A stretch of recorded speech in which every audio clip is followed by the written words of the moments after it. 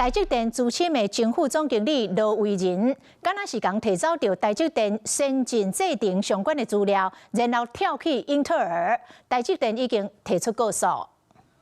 AI 的兴起和应用呢，就呈现出一个巨大的机会。前台积电资深副总罗维仁进前去要了，敢若找走先进制程资料，要加入英特尔，台积电决定要甲告。台积电提出对罗维仁的诉讼，佮讲到伫咧去年3月，罗维仁调部门就免佮监督管理研发的代志。不过伊嘛是要求要了解技术内容。市场嘛传出罗维仁的话头路是因为不满人事安排，希望当因后退休，所扣人拒绝再扣分。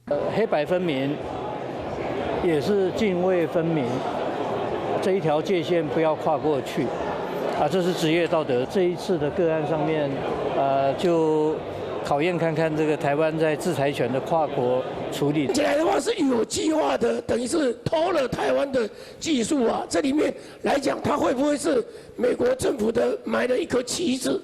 这里面有没有想过这个问题？当然我们这个不敢去预测这个部分。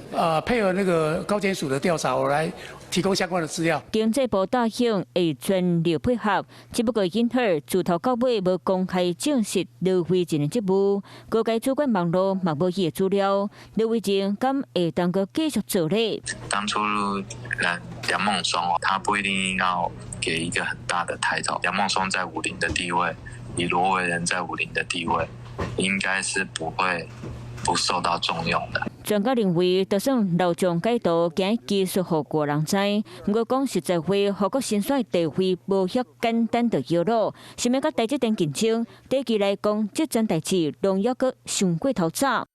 Hello， 我是雷亚，想要抢先掌握最及时的新闻资讯吗？赶快订阅、按赞、开启小铃铛，锁定华视新闻 YouTube 频道。